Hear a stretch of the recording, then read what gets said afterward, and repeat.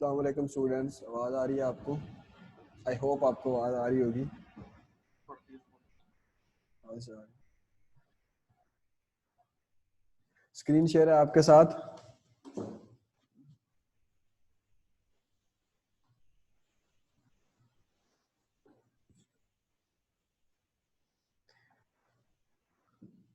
किसी बच्चे ने बताया अभी तक। ठीक है जी, आज हम चैप्टर नंबर 8 हमने शुरू किया हुआ था। उसका कुछ टॉपिक्स हुए थे हमारे। आज उसका जो नेक्स्ट हमारे पास टॉपिक्स बनते हैं, तो कुछ दो तीन टॉपिक हम डिस्कस करेंगे। वैसे इसमें सबसे पहले हमारे पास आता है जी हरारत मापने का तरीका या मेथड ऑफ मेजरिंग टेम्परेचर। आपकी बुक पे पेज नंबर 86 पे होगा जी।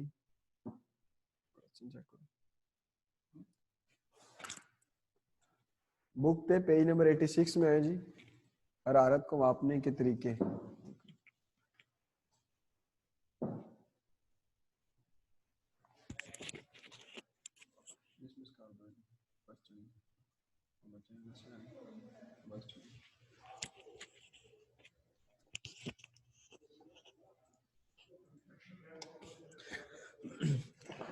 जैसे हर चीज़ को मेजर करने के कुछ जो है वो मेथड्स होते हैं, कुछ इंस्ट्रूमेंट यूज होते हैं या फिर यूनिट्स होते हैं। लाइक अगर आपने वेट को मेजर करना हो, वजन को, तो उसके लिए आप जैसे किलोग्राम, ग्राम वाला, पाउंड्स, इस तरह से जो है वो यूनिट्स इस्तेमाल होते हैं। इसी उसी तरह हमारे पास टेम्परेचर को मेजर करने के लिए भी डिफरेंट जो वो इंस्ट्रूमेंट यूज होंगे, फिर डिफरेंट जो वो स्केल यूज होते हैं। तो टेम्परेचर को यानी दर्जा हरारत को जो मापने का तरीका होता है, या उसके लिए जो आला इस्तेमाल होता है, उसको हम थर्मोमीटर कहते हैं, या फिर हम उस उर्दू में थर्मामीटर भी कह सकते हैं, या मक्यासुल हरारत हरारत पैमा कहते हैं इसको। ऐसा आला जिससे दर्जा हरारत को मापा जाता है, मेजर किया जाता है, उस आले को हम कहते हैं थर्मोमीटर या फिर मक्यासुल हरारत। अब इसको फिर जब हमने मेजर कर लिया एक इंस्ट्रूमेंट से, यानी हमने इसको थर्मामीटर से मेजर कर लिया, अब हमने बताना है कि इसका जो यूनिट है वो कौन सा, मतलब किस तरह से हम इसको बताएंगे। लाइक टेम्परेचर के जब जब भी आप टेम्परेचर देखें तो उसके साथ दो तरह के यूनिट्स जो है वो लिखे होते हैं, या तो एफ लिखा होता है या कैपिटल सी लिखा होता है। तो वो दो हमारे पास यूनिट आते हैं टेम्परेचर को मेजर करने के। पहला जो यूनिट होता है, जो ज्यादा जो है वो वैलिड है, समझा जाता है, जिसको हम सेल्सियस स्केल कहते हैं। सेल्सियस स्केल कहते हैं, इसके साथ एक डिग्री होती है और साथ सी लिखा हुआ होगा। और दूसरा होता है फ़ारेनहाइट स्केल, जो कि इंटरनेशनली यूज किया जाता है। और उसके लिए हम जो वर्ड यूज करते हैं, एफ से उसको डिनोट करते हैं फ़ारेनहाइट को, और सेल्सियस को हम यूज करते हैं सी से। इसके बाद दो टर्मिनोलॉजीज हैं, एक फ्रीजिंग पॉइंट आती है और एक आता है हमारे पास बॉइलिंग पॉइंट। अब फ्रीजिंग पॉइंट क्या होता है जी? फ्रीजिंग पॉइंट एक ऐसा पॉइंट है, ऐसा मतलब टेम्परेचर है जहाँ पे जो पानी है वो, या जो कोई लिक्विड हो या पानी हो, वो सॉलिड में कन्वर्ट होना शुरू कर देता है। लाइक आप इसको एग्जाम्पलीफाई अगर करें कि हमारे पास पानी मौजूद है, उसको जैसे टेम्परेचर कम होगा तो वो पानी जो है वो आइस में कन्वर्ट होना शुरू कर देगा, यानी बर्फ बनना शुरू कर देगा। तो जब पानी अपनी लिक्विड स्टेट से सॉलिड में कन्वर्ट हो रहा होता है, तब उसका टेम्परेचर जो है वो वाला जो स्पेसिफिक टेम्परेचर है उसको हम फ्रीजिंग पॉइंट या फिर नुक्ताए इंजमाद कहते हैं, जहाँ पे जाके लिक्विड सॉलिड में कन्वर्ट हो जाता है। लाइक पानी जो है वो बर्फ में तब्दील हो जाता है, उसको हम फ्रीजिंग पॉइंट कहते हैं। और पानी का जो फ्रीजिंग पॉइंट है वो 0 डिग्री सेल्सियस होता है, यानी जैसे ही 0 डिग्री पे टेम्परेचर पहुंचेगा तो उसके बाद पानी जो है वो बर्फ में कन्वर्ट होना शुरू कर देता है। देन उसके बाद हमारे पास दूसरी एक टर्म आती है जिसको हम बॉइलिंग पॉइंट कहते हैं, या इसको कहेंगे नुक्ता जोश या नुक्ता खुलाव भी से कहा जाता है। अब ये एक ऐसा पॉइंट होता है जहाँ पे ऐसा टेम्परेचर है जहाँ पे जो लिक्विड है वो बॉयल करना शुरू कर देते हैं। जैसे लेट्स से कि हमारे पास वाटर मौजूद है, तो पानी जब खोलना शुरू कर देता है, वो उबलना शुरू कर देता है पानी, तो उस पॉइंट को, उस स्पेसिफिक टेम्परेचर को हम बॉइलिंग पॉइंट कहते हैं। और पानी का जो वाटर का हमारे पास बॉइलिंग पॉइंट है वो 100 सेल्सियस है, यानी जब दर्जा हरारत 100 सेंटीग्रेड हो जाता है तो उसके बाद टेम्परेचर वाटर जो है वो उसके बाद भाप में यानी गैसेस में कन्वर्ट होना शुरू कर देता है लिक्विड, यानी पानी जो है वो उबलना शुरू कर देता है, उसको हम फिर बॉइलिंग पॉइंट कहते हैं।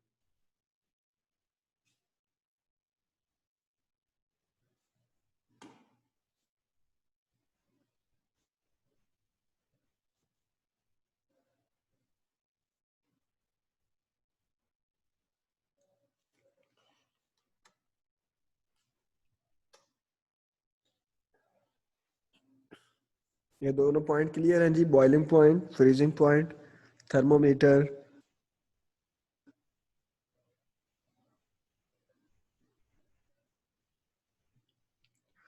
ठीक है जी, नेक्स्ट हम मूव करते हैं कि डिफरेंस ऑफ द टेम्परेचर या हरारत का जो फर्क है वो क्या होता है।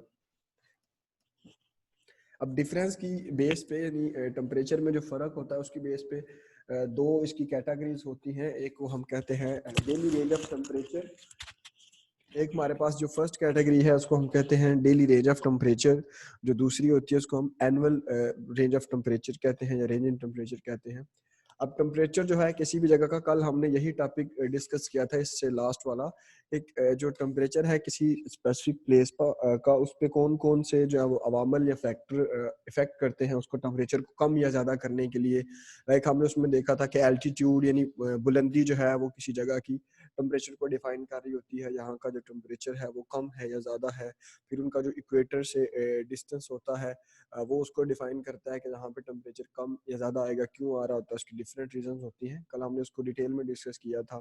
फिर विंड डायरेक्शन है, ओशियनिक करंट्स हैं, क्लाउड्स एंड रेन्स हैं, स्लोप ऑफ लैंड है, ये डिफरेंट फैक्टर्स होते हैं जिनकी वजह से ये जो हमारे पास दो कैटेगरीज आती हैं, डेली रेंज इन टेम्परेचर और एनुअल रेंज इन टेम्परेचर जो आती है, ये कुछ इन फैक्टर्स की वजह से आ रही होती है। अब हम इनको देख लेते हैं कि डेली रेंज ऑफ टेम्परेचर क्या है और एनुअल रेंज ऑफ टेम्परेचर क्या है। अगर हम डेली रेंज ऑफ टेम्परेचर की बात करें तो कहता है कि एक दिन में जो हमारे पास मैक्सिमम टेम्परेचर है और मिनिमम टेम्परेचर है, उन दोनों का जो डिफरेंस आएगा उसको हम डेली रेंज ऑफ टेम्परेचर कहेंगे। लाइक हम कल की एग्जांपल ले लेते हैं। लेट्स से कल जो है वो हमारे पास आलमगीर में जो मैक्सिमम टेम्परेचर था वो 25 सेंटीग्रेड था और जो मिनिमम टेम्परेचर आया वो 10 सेंटीग्रेड आया। अब हम 25 को जो है वो माइनस कर लेंगे उसमें से 10 में से, तो हमारे पास 15 जो है वो डेली रेंज ऑफ टेम्परेचर आ जाएगा। यानी एक दिन में सबसे ज्यादा टेम्परेचर और सबसे कम टेम्परेचर का जो दरमियानी डिफरेंस आता है, जो उनका फर्क आता है, उसको हम डेली रेंज ऑफ टेम्परेचर कहते हैं। अब जैसे दिन में जो सबसे ज्यादा टेम्परेचर है वो जैसे जो है वो एक एक का टाइम होता है, एक डेढ़ का टाइम, यानी दोपहर के बाद बाद जो है वो टेम्परेचर इंक्रीज करना शुरू कर देता है। यानी एग्जैक्ट 12 बजे आपको हाईएस्ट टेम्परेचर नहीं मिलता, बल्कि दो बजे के पास जाके मैक्सिमम टेम्परेचर जो है वो एक दिन का मिलेगा। इसी तरह अगर मिनिमम टेम्परेचर जो है वो रात को आपको 12 बजे के बाद 12-1 के दरमियान, तो इनका जो डिफरेंस आता है उसको फिर हम डेली रेंज ऑफ टेम्परेचर कहते हैं।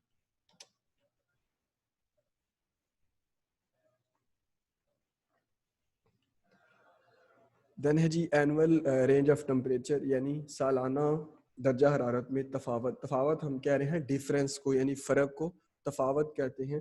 तो सालाना जो है इसमें भी उसी तरह हम जैसे दिन में हमारे पास जो मैक्सिमम टेम्परेचर था उसे हमने मिनिमम को माइनस कर लिया, in the same way annual range में हम एक मंथ का यानी पूरे साल में जिस महीने में सबसे ज़्यादा टेम्परेचर था और सबसे कम था, लेट्स से कि हमारे यहाँ जुलाई में, जून या जुलाई में सबसे हाईएस्ट टेम्परेचर होता है और हमारे पास जनवरी और दिसंबर जनवरी में कम से कम टेम्परेचर होता है, तो हम इन दोनों की लेट मतलब जून और जुलाई दोनों में हाईएस्ट है, तो जून और जुलाई के टेम्परेचर का एवरेज ले लेंगे कि मैक्सिमम टेम्परेचर लेट से 40 डिग्री रहता है हमारे पास इन दोनों मंथ में, और दिसंबर जनवरी में जो है वो मिनिमम टेम्परेचर जो है वो 5 डिग्री या 10 डिग्री रहता है। तो इन दोनों को हम माइनस कर लेंगे, हमारे पास जो रिजल्ट आ जाएगा वो फिर एनुअल रेंज ऑफ टेम्परेचर का आएगा, या फिर सालाना दर्जा हरारत में तफावत उसको कहते हैं।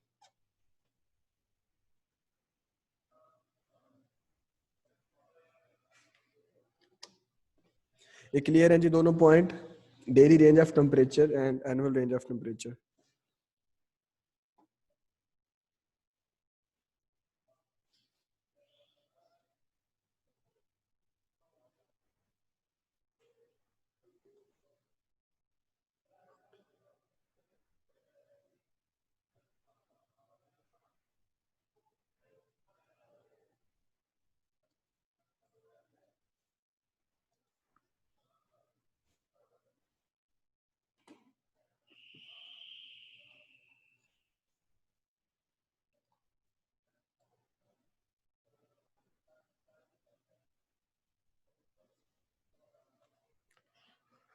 एनुअल रेंज ऑफ टेम्परेचर हम कहते हैं कि पूरे साल में जो किसी एक मंथ का मैक्सिमम टेम्परेचर है, लेट्स से जून का,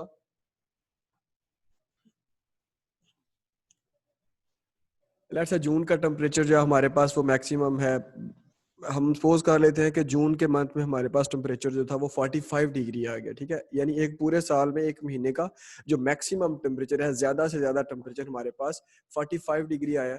इसी तरह हमने दूसरा जो इसका पॉइंट देखना है कि मिनिमम टेम्परेचर देखना है।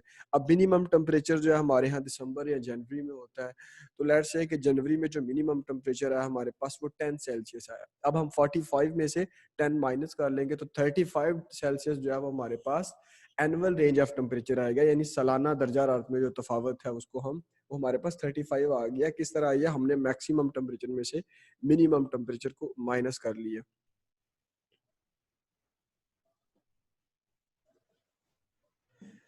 ओके जी, नेक्स्ट हम बढ़ते हैं जोन्स ऑफ टेम्परेचर यानी हरारत के मंतके। इससे पहले भी हमने डिस्कस किया था कि टेम्परेचर की बेस पे हमने जैसे देखा था कि इक्वेटर वाला जो इलाका होता है हतेस्वा, वहाँ पे मैक्सिमम टेम्परेचर होता है, दर्जा हरारत ज़्यादा होती है। फिर उसके बाद हमारे पास ट्रॉपिक्स आते हैं, ट्रॉपिक ऑफ कैंसर है, ट्रॉपिक ऑफ कैप्रिकॉर्न है, यहाँ पे टेम्परेचर कम होगा। फिर जैसे जैसे हम पोल्स की तरफ मूव करेंगे टेम्परेचर और कम होता जाएगा।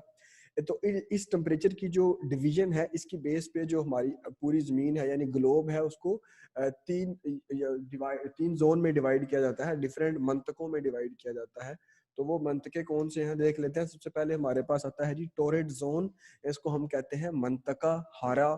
उसके बाद आता है जी north and south temperate zone, यानी शिमाली मंतका मोतदिला और जनूबी मंतका मोतदिला। मोतदिला टेम्परेट हम कहते हैं मोतदिल को, यानी यहाँ पे एक मुआफिक किस्म का टेम्परेचर आता है, यहाँ पे गर्मी या सर्दी ज्यादा नहीं होती है, मोतदिल किस्म का टेम्परेचर उसको कहते हैं। उसके बाद हमारे पास आते हैं जी north and south frigid zone, यानी मंतका बारदा और मंतका बारदा शुमाली और जनूबी, दो टाइप्स आती हैं।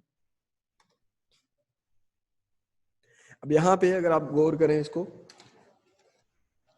ये वाली लाइन जो है हमारे पास इक्वेटर की है, जो कि रेडिश रेडिश है। उसके बाद जो रेडिश कलर का बॉक्स बना हुआ है सारा, इस सारे को हम टोरेड जोन कहते हैं, यानी यहाँ से इक्वेटर स्टार्ट होता है और इक्वेटर से 23 डिग्री नॉर्थ, ये वाली जो लाइन है ये 23.5 डिग्री नॉर्थ कहलाती है। इसके बाद नीचे वाली 23 डिग्री एंड हाफ साउथ कहलाती है। इसका ये जो दरमियानी इलाका होता है, यानी जो इक्वेटर के आस पास होता है, इसको हम टोरेड जोन कहते हैं या मंतका हारा कहते हैं, बिकॉज यहाँ पे टेम्परेचर जो है वो हाईएस्ट होता है पूरे ग्लोब की निस्बत के लिहाज से। तो उसके बाद यानी यहाँ पे अब इसके बाद जो है वो मंतका हारा एक ही होगा, और उसके बाद हमारे पास दो दो में डिवाइड हो जाएंगे। जैसे हमने देखा कि नॉर्थ और साउथ टेम्परेट जोन है, यहाँ पे ये वाला जो ग्रीन कलर का है ट्रॉपिक ऑफ कैंसर जहाँ पे लिखा हुआ है, ये यहाँ से स्टार्ट करेंगे और इस लाइन तक ये जो ग्रीन कलर का हमारे पास जोन आता है, इसको हम ट्रॉपिक ऑफ कैंसर के ऊपर जो इलाका है उसको हम टेम्परेट यानी नॉर्थ टेम्परेट जोन कहेंगे, यानी शुमाली मंतका मोतदिला। उसके बाद जनूबी मंतका मोतदिला यानी कि साउथ टेम्परेट जोन। और उसके बाद जैसे इससे क्रॉस करेंगे ये 66.5 की लाइन होती है यहाँ पे, और यहाँ पे भी 66.5 की लाइन है नॉर्थ में और ये साउथ में। अब इसके बाद जो हमारे पास स्टार्ट हो जाएगा आर्टिक सर्कल और अंटार्कटिक सर्कल का जोन जो है, इसको हम फिर फ्रिजिड जोन कहते हैं। अगर नॉर्थ में है तो नॉर्थ फ्रिजिड जोन है, अगर साउथ में है तो साउथ फ्रिजिड जोन है। Am I clear? Okay. Then उसके पास कुछ टर्मिनोलॉजीज जो है वो टेम्परेचर से रिलेटेड वो आपकी बुक में डिस्कस की गई हैं, और यहाँ पे आप इनको सिर्फ इनकी डेफिनेशंस ही करेंगे। जैसे आपके पास पहली जो है वो थर्मल इक्वेटर आता है, या फिर तपशी इस्तवा कहते हैं। अब यहाँ पे हमने लास्ट स्लाइड में देखा है इसमें कि हमारे पास जो ग्लोब में सबसे ज़्यादा टेम्परेचर है वो इक्वेटर के इलाके में आता है, यानी उसमें मंतका हारा में। तो थर्मल इक्वेटर क्या है? A belt encircling the earth defined by the set of locations, यानी ऐसी लोकेशन हाईएस्ट लोकेशंस होती हैं इक्वेटर के आसपास, वो लोकेशंस जहां पे टेम्परेचर हाईएस्ट रहता है थ्रू आउट द ईयर, उसको हम थर्मल इक्वेटर या तपशी इस्तवा कहते हैं। इनको एक और भी नाम दिया जाता है जिसको हम डोल्ड्रम्स भी कहते हैं, क्योंकि यहाँ पे जो विंड्स होती हैं उसमें ज़्यादा चेंजिंग्स नहीं आती हैं। यहाँ इसको सुकून का हल्का भी कहा जाता है, क्योंकि यहाँ पे जो वार्म करंट्स हैं वो ज़्यादा रहती हैं। करंट्स वाला हमने पढ़ा था इससे पहले, वार्म करंट्स यहाँ पे ज़्यादा रहेंगी, तो विंड्स में बहुत ज़्यादा चेंजेस नहीं आती हैं यहाँ पे, तो इसलिए इसको सुकून का हल्का भी कहा जाता है, डोल्ड्रम्स भी कहा जाता है। तो अगर आप अब जब हम इसकी डेफिनेशन की अगर बात करें तो आपकी जो बुक की जो दूसरी लाइन है उसमें है जी, हल्का में सबसे ज्यादा दर्जा हरारत वाले मकामात को मिलाने से जो एक बकायदा हद बनता है, यानी ग्लोब पे जो सबसे ज्यादा टेम्परेचर वाले इलाके हैं उनको मिलाने के लिए एक लाइन लगाई जाती है, एक खत खींचा जाता है। उस खत को या उस लाइन को हम तपशी इस्तिवा या फिर थर्मल इक्वेटर कहते हैं। और अब ये जो इक्वेटर होता है ये सन की जो रेज होती हैं, इंसुलेशन हो रही होती है शुआओं की सूरज की, उसके साथ साथ ये शिफ्ट भी होता रहता है। यानी ये अपनी असल पोजीशन से जैसे जब समर सोलिस्टिस आएगा तो ये अपनी असल पोजीशन से नॉर्थ की तरफ मूव कर जाएगा, जब विंटर सोलिस्टिस आएगा तो ये अपनी असल पोजीशन से साउथ की तरफ मूव कर जाएगा। यानी जैसे जैसे जिस साइड पे सूरज की किरणें जो है वो मूव करेंगी, जैसे अगर आपने एक्सपीरियंस किया होगा कि सर्दियों का जो मौसम होता है, जैसे आजकल सूरज जो है वो आपको जब आप देखेंगे तो आपको सदर्न साइड पे यानी जनूबी हिस्से में से निकलता और तुलू होता और ग्रूब होता नजर आएगा। जब आप इसको गर्मियों में देखेंगे तो सूरज आपको बिल्कुल मतलब ईस्टर्न साइड पे नहीं होता, बल्कि ये नॉर्थ की तरफ चला जाता है, नॉर्थ ईस्ट साइड पे चला जाता है, वहां से तुलू और ग्रूब होता है। ये बेसिकली जो है वो हमारे पास जो इक्वेटर होता है वो टेम्परेरीली शिफ्ट हो रहा होता है। इक्वेटर जो है वो अपने 0 डिग्री से, यानी सूरज की हरकत, जमीन की हरकत की वजह से, जब हमने देखा था कि इसकी टिल्टेड मूवमेंट होती है 23.5 डिग्री पे, तो उसकी मूवमेंट की वजह से ये हमारे पास सूरज ऐसे हमें नजर आ रहा था कि शिफ्ट हो गया है, बल्कि सूरज नहीं शिफ्ट हो रहा होता है, इवन कि हमारी अर्थ जो है उसकी मूवमेंट इस तरह से होती है। तो इसलिए ये जो हमारे पास फिर तपशी इस्तिवा आते हैं यानी थर्मल इक्वेटर आता है, तो वो भी उनके साथ साथ जो है वो शिफ्ट होता रहता है।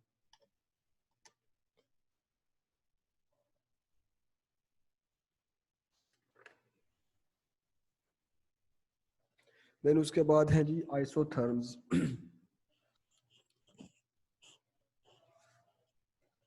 आइसोथर्म भी ये वैसी ही एक लाइन है, ऐसे ही हाथ है जैसे आपने इससे पहले चेक किया है कि जो हमारे पास आ रहा था थर्मल इक्वेटर जो था वो मैक्सिमम टेम्परेचर वाले इलाकों को आपस में मिलाने वाली लाइन है। लेकिन जो हमारे पास आइसोथर्म्स आती हैं, ये ऐसी लाइन होती है जहाँ पे सेम टेम्परेचर होता है, इसके लिए मैक्सिमम टेम्परेचर होना जरूरी नहीं है। लेट से कुछ 5 इलाके ऐसे हैं, रीजन ऐसे हैं जहाँ पे टेम्परेचर 10 सेल्सियस है, तो उनको आपस में मिलाने के लिए एक लाइन लगाएंगे जिसको हम आइसोथर्म कहते हैं। और इसी तरह अगर एक ऐसे रीजन है जहाँ पे टेम्परेचर 35 सेल्सियस है, तो वो 5 इलाके ऐसे हैं तो उनको मिलाने के लिए आपस में एक लाइन लगाई जाएगी, उसको भी हम आइसोथर्म कहेंगे। यानी ये जो आइसोथर्म है ये सेम टेम्परेचर वाले इलाकों को मिलाने के लिए है, यकसा दर्जा हरारत को मिलाने के लिए एक लाइन है जिसको हम आइसोथर्म कहते हैं। और ये एक स्पेसिफिक टाइम पे होती है, यानी आप किसको एक साल का औसत टेम्परेचर बता सकते हैं या फिर सेम टेम्परेचर किसी भी महीने का, जो डिफरेंट रीजन है उनका आपस में मिलाने के लिए एक लाइन लगाई जाती है। और ये ईस्ट टू वेस्ट लाइंस होती हैं, और ये स्पेसिफिक टाइम जो है वो उसका टेम्परेचर जो है उसको शोज कर डिफाइन करती है। फिर उसके बाद आती है जी vertical distribution of temperature. Vertical distribution या फिर हम इसको कहते हैं जी दर्जा हरारत की राशि तकसीम, या इसको हम कहते हैं कि अमूदी तकसीम। अब इससे पहले जो हमने यहाँ पे जो जोन्स देखे थे, जो टेम्परेचर के जोन बने थे ये वाले हमारे पास, ये हमने जो टेम्परेचर की हॉरिजेंटल डिस्ट्रीब्यूशन पढ़ी थी, यानी जो जिसको हम उफ़की तकसीम कहते हैं, हॉरिजेंटली इसको हमने देखा था। अब हम नेक्स्ट हमारे पास जो है वो वर्टिकल डिस्ट्रीब्यूशन है, या फिर हम इसको राशि तकसीम या फिर अमूदी तकसीम कहते हैं। अब राशि तकसीम या वर्टिकल डिस्ट्रीब्यूशन में क्या होता है कि हमने अर्थ सरफेस से बुलंदी की तरफ जाना है, तो उसके साथ टेम्परेचर में क्या चेंजिंग्स आती हैं उसको हम अमूदी तकसीम या फिर राशि तकसीम कहते हैं। अब इसके लिए हमें समझना पड़ेगा कि जो हमारे पास जो सन की इंसुलेशन है रेज की, ये कल भी हमने डिस्कस किया था कि कैसे उसका जो ओवरऑल जो सन की रेज आती हैं उनका सिर्फ 46% ही ज़मीन तक पहुंच पाता है, उसके बाद फिर वो भी रिफ्लेक्ट होता है दोबारा से, वो क्लाउड कवर पार्टिकल्स एरिसोल्स, उसके बाद ओजोन लेयर, इनसे टकरा के दोबारा वो ज़मीन के ऊपर आता है और यहाँ पे एक साइकिल चलता है। तो वर्टिकल डिस्ट्रीब्यूशन क्या है कि जैसे जैसे हमारे हमारे पास हाइट इंक्रीज होगी, जैसे जैसे हम बुलंदी की तरफ जाएंगे सतह जमीन से, तो टेम्परेचर जो है वो कम होता जाएगा। ठीक है। और इसकी जो कम होने की शरह होती है, जो रेट होता है, इसको हम लैप्स रेट कहते हैं। अब इसकी जो स्पेसिफिक एक कह लें कि एक पैमाना है कि कितना टेम्परेचर कम होगा। जैसे हम अर्थ सरफेस से अगर 100 मीटर की बुलंदी पर जाते हैं तो उसके बाद एक जो डिग्री हमारे पास टेम्परेचर है कम हो जाएगा। लेट्स से अभी हम अर्थ सरफेस पे मौजूद हैं तो हमारे पास टेम्परेचर जो है वो 32 सेल्सियस है। तो हम एक 100 मीटर जो है वो ऊपर चले जाएंगे यानी बुलंदी की तरफ जाएंगे तो टेम्परेचर हमारे पास 30 से जो है वो 29 सेल्सियस रह जाएगा। इसी तरह जैसे जैसे हमारे पास 100 मीटर की बुलंदी बढ़ती जाएगी टेम्परेचर कम होता जाएगा। अब ये ऐसा नहीं है कि आप जितनी भी बुलंदी पे जाएंगे तो टेम्परेचर कम ही होता रहेगा, बल्कि इसमें चेंजिंग्स आती रहती हैं। जैसे हमने हमारे पास जो एटमॉस्फेयर आता है उसको एटमॉस्फेयर को हमने डिवाइड किया हुआ है डिफरेंट जोन्स में।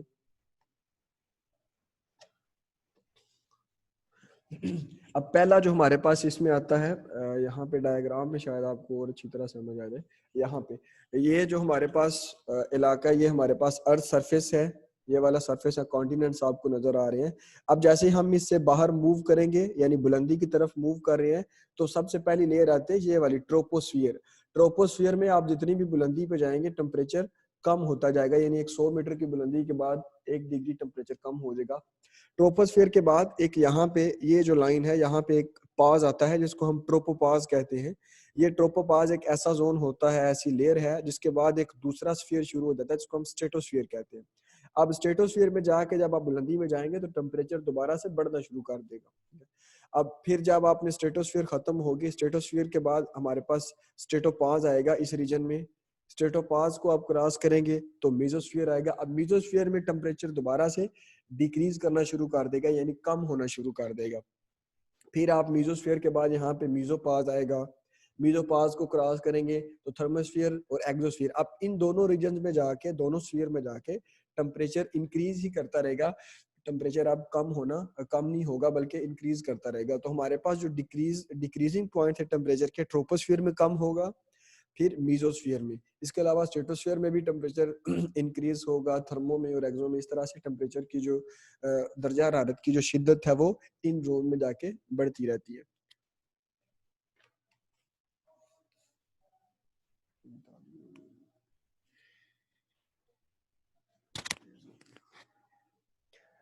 समझ आ गया जी वर्टिकल डिस्ट्रीब्यूशन ऑफ टेम्परेचर?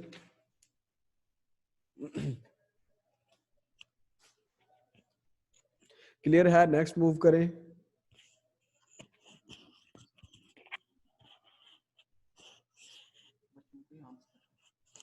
हाँ जी, आवाज आ रही है आपको? अगर किसी को यहाँ तक किसी पॉइंट की समझ नहीं आई हम उसको रिपीट कर सकते हैं। ओके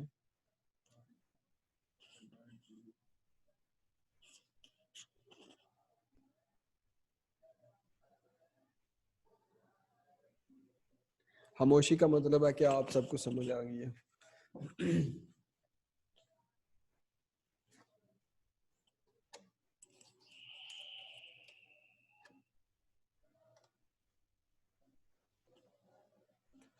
देन उसके बाद है जी हमारे पास नेक्स्ट टॉपिक जो है वो एयर प्रेशर एंड विंड्स, यानी हवा का दबाव और हवाएं। अब हवा का दबाव क्या होता है? आपने जैसे आप लोग जो है वो सांस ले रहे हैं तो ऑब्वियसली आप जो है वो हवा में से ही ऑक्सीजन को इनहेल करते हैं। तो आप एटमॉस्फेयर में मौजूद हैं, आप एयर प्रेशर को यूज करते हैं। अब यही हवा जैसे हम जो है वो ऑक्सीजन जज्ब करते हैं हवा में से। अब ये हवा जो होती है ये जमीन पे एक प्रेशर एक्सर्ट करती है, यानी जमीन पे दबाव डालती है। उस दबाव के, हवा के दबाव को हम फिर एयर प्रेशर या फिर हवाई दबाव कहते हैं। यानी pressure exerted by the earth, exerted by air on the earth surface, इसको हम एयर प्रेशर या फिर हवाई दबाव कहते हैं। और इसको हमारे पास जो स्टैंडर्ड एयर प्रेशर होता है सतह समुद्र का जो स्टैंडर्ड एयर प्रेशर है या जो मियारी हवा का दबाव है वो 1013.2 मिली बार होता है। मिली बार जो है ये एक यूनिट है एयर प्रेशर को मेजर करने के लिए। यानी जैसे टेम्परेचर के लिए हमारे पास 2 यूनिट थे, सेल्सियस और फ़ारेनहाइट, इसी तरह एयर प्रेशर को मेजर करने के लिए हमारे पास मिली बार जो है वो एक यूनिट जो है वो लिखा जाता है, जिसको हम यानी प्रेशर को मेजर करने के लिए मिली बार में मेजर करते हैं।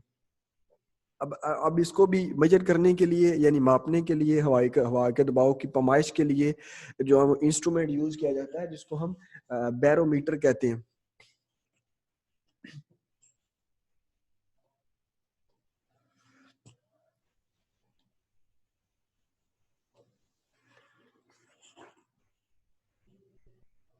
अब इसका जो चेंजिंग इंक्रीज या डिक्रीज करने का जो कॉन्सेप्ट है वो थोड़ा सा टेम्परेचर से डिफरेंस है। यानी अगर किसी इलाके में टेम्परेचर ज़्यादा होगा, यानी किसी इलाके में दर्जा हरारत ज़्यादा है, तो वहाँ पे प्रेशर कम होगा। और अगर किसी इलाके में टेम्परेचर कम है तो प्रेशर ज़्यादा है। यानी ये दोनों आपस में इन्वर्सली प्रोपोर्शनल होते हैं। एक चीज़ अगर कम हो रही है तो दूसरी जो है वो ऑटोमेटिकली जो वहाँ पे ज़्यादा होगी। यानी अगर आप लेट्स से कि किसी डेजर्ट रीजन में चले जाते हैं, पाकिस्तान के कह लें कि चोलिस्तान डेजर्ट में या बहावलपुर वाली साइड पे, तो वहाँ पे क्योंकि हमें टेम्परेचर ज़्यादा मिलता है, तो वहाँ पे उस इलाके में फिर प्रेशर जो है एयर प्रेशर कम होगा। फिर उसके अलावा अगर आप मूव करते हैं नॉर्दर्न साइड पे, तो जैसे जैसे आप नॉर्दर्न साइड पर मूव करेंगे टेम्परेचर कम होता जाएगा, और जब टेम्परेचर कम होगा तो एयर प्रेशर वहाँ पे ज़्यादा होता जाएगा। ये इसकी जो हम हॉरिजेंटल डिस्ट्रीब्यूशन कह सकते हैं। यानी आपने एक पॉइंट से यानी इक्वेटर से मूव करना है पोल्स की तरफ और ट्रॉपिक्स की तरफ, तो उसके लिहाज से जो एयर प्रेशर जो है वो जैसे जैसे आप इक्वेटर से दूर मूव करेंगे प्रेशर जो है वो ज्यादा होता जाएगा, टेम्परेचर कम होता जाएगा। और अगर आप इसको वर्टिकली देखें तो वर्टिकली इसका टेम्परेचर की तरह ही है, जो है वो एक कह लें कि रूल है कि जैसे हाइट इंक्रीज होती है जो प्रेशर जो है वो फिर डिक्रीज होता जाता है। और तकरीबन अगर आप 900 फीट की बुलंदी तक जाते हैं तो 1 इंच जो प्रेशर है वो कम हो जाएगा। इसी तरह आप नेक्स्ट 900 फीट मूव करेंगे तो 2 इंच प्रेशर जो है वो कम होगा।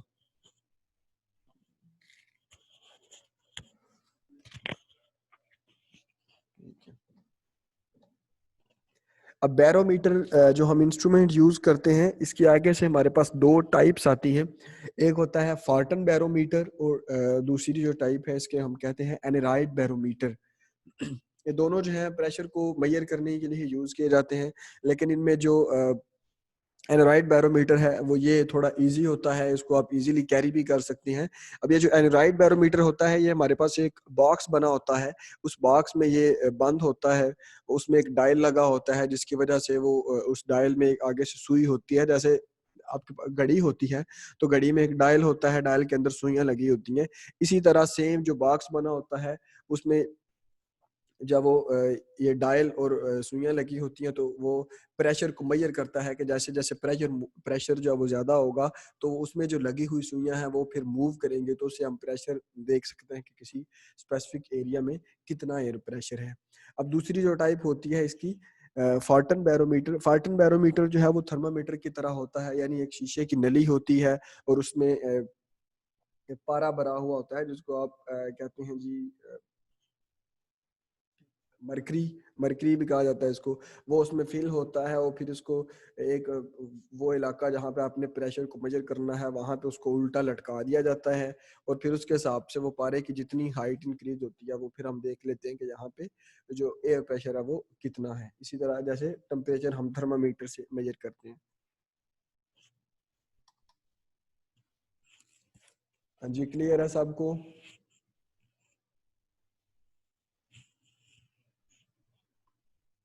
असाइनमेंट्स बहुत कम लोगों ने भेजी है।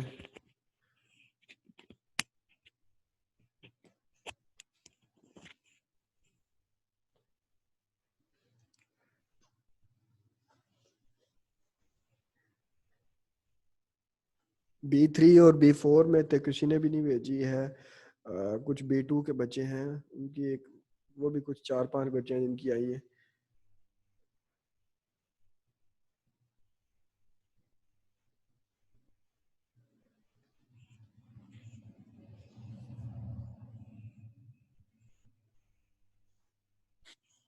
वालेकुम सलाम। चलें ठीक है, देखते हैं आज भी भेजते हैं कि नहीं।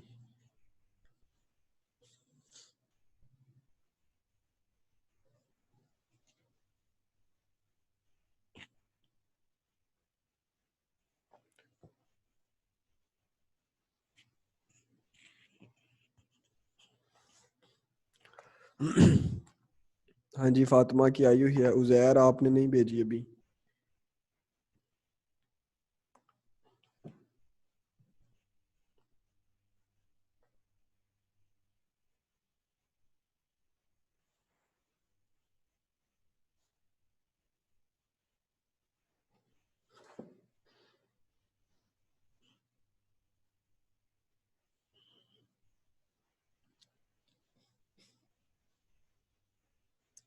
किस तरह भेजनी है, आप अपने मोबाइल में से जीमेल वाली ऐप खोलेंगे, वहाँ पे लेफ्ट साइड पे 3 बार बनी होती हैं यानी लाइनें लगी होती हैं, वहाँ पे आप क्लिक करेंगे या फिर नीचे आपके पास कंपोज का ऑप्शन आ रहा होता है।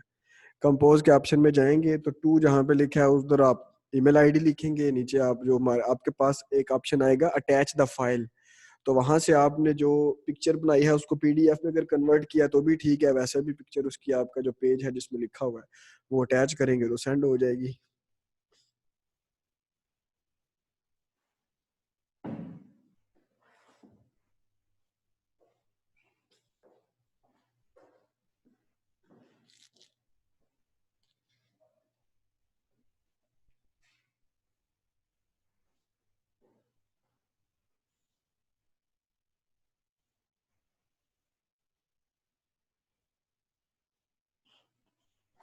नहीं जी आई। इब्राहिम बताया था। मेरे पास आई हैं, मैं बता देता हूँ, फातिमा है, फातिमा इफ्तिहार, और कौन है इधर,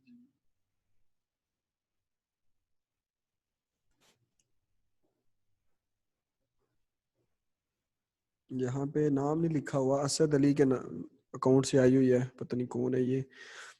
उसके बाद है, नहीं इसका नाम लिखा हुआ, शो सॉरी,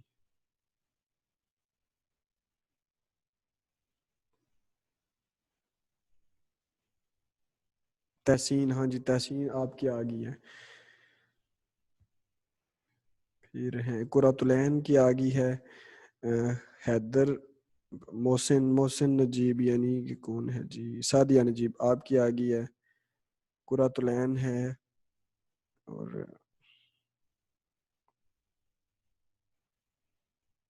यासिर, आपने ब्लैंक भेजा था कोई, हैदर और यासर के नाम से 2 मेल आई हैं, इसमें कुछ भी कोई डॉक्यूमेंट नहीं था।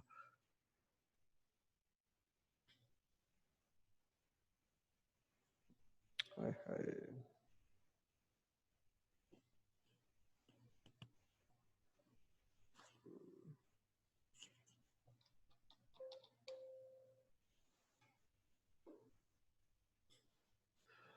ओके मैं दोबारा बता देता हूँ।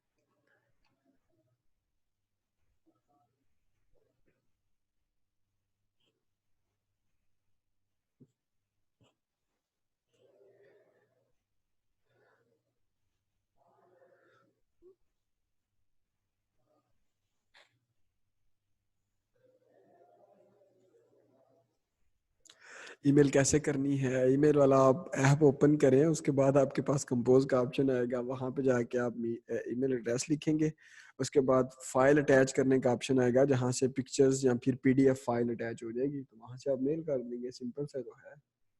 अगर नहीं समझ आ रही है तो घर में किसी बड़े से पूछ लें या फिर यूट्यूब से उसका कोई ट्यूटोरियल चेक कर लें। और जो हम पढ़ रहे हैं इसको आई होप कि आप साथ साथ याद करते हैं। और आज की हमारी क्लास का टाइम खत्म हो गया है।